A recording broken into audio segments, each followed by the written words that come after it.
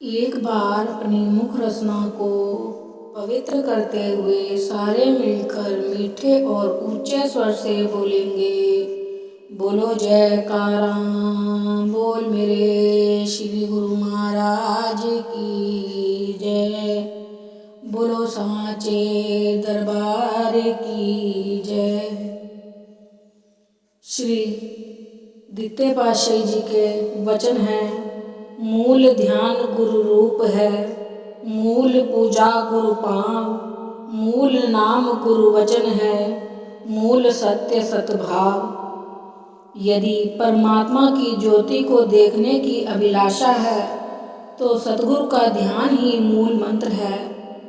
उपासना के लिए सतगुरु के चरणों की सेवा मूल मंत्र है। नाम जपने के लिए सतगुरु के श्री वचनों को अपना जीवन बनाना ही मूल मंत्र जाप है। और सच्चाई एवं विश्वास से सब काम करना ही परमात्मा को पाने का लक्ष्य है।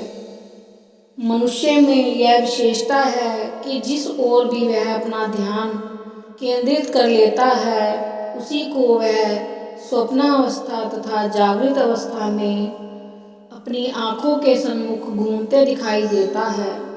जब संपूर्ण ध्यान केंद्रित कर दे तो वही आकार वास्तविक रूप में स्पष्ट दिखाई देना आरंभ हो जाता है। यहाँ तक कि कई बार तो एक रूपता की स्थिति भी बन जाती है। अब विशेष ध्यान देने योग्य बात है कि मनुष्य को अपना ध्यान किस ओर केंद्रित करना चाहिए। मनुष्य का वास्तविक उद्देश्य तो मालिक की प्राप्ति करना है, जिसका स्वयं वह अंश है। उसी अंश में एक रूप हो जाना ही उसकी मंजिल है।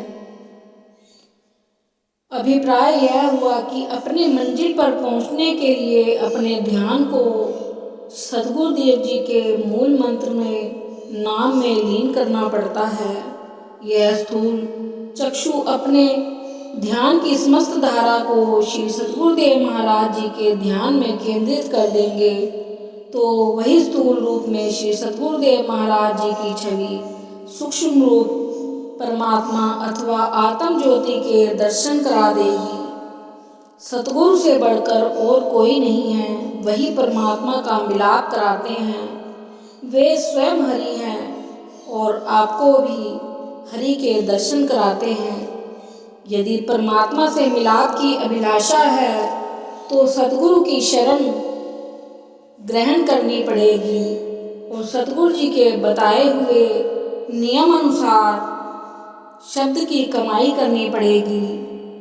शब्द की कमाई करने से सतगुरु जी के दिव्य दर्शन होंगे और हमें उनकी प्रसन्नता प्राप्त होगी। मनुष्य की बुद्धि पर यह पर्दा आया हुआ है कि आत्मा और परमात्मा दोनों अलग अलग हैं। सुंदरदास जी कहते हैं कि सतगुरु की कृपा ने इस भ्रम को दूर कर दिया है और यह दर्शा दिया है कि आत्मा और परमात्मा एक है। आत्मा परमात्मा की ही अंशज है। वेदों ग्रंथों में भी सतगुरु की महिमा को नेति नेति उचारा गया है और आध्यात्मिक विद्या की खान कहा गया है।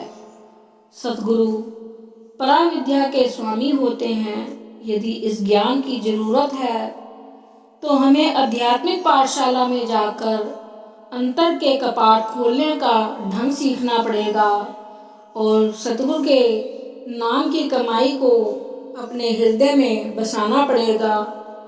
सतगुरु का ध्यान ही परमात्मा की वह दिव्य ज्योति है जिसके सन्मुख बाहरी जगत की सब ज्योतियां तुच्छ हैं। इस दिव्य ज्योति का दर्शन करने के लिए ही योगी योग साधन करते हैं, मुनि यज्ञ करते हैं, साधक आंखें मूंद कर प्रभु का ध्यान करते हैं और कितने कितने वर्षों तक समाधि स्थित रहते हैं। सतगुरु इस युक्ति को सरल ढंग से बताते हैं कि संसार में रहते हुए इन्हीं स्थूल आंखों से ध्यान करने पर सूक्ष्म स्वरूप उस परमात्मा के आप अपने अंतर में ही दर्शन कर सकोगे। सिर्फ आपको करना क्या है, गुरु नाम का जाप करना है, सेवा करनी है और प्रभु के चरणों में अपना जीवन समर्पण करना है।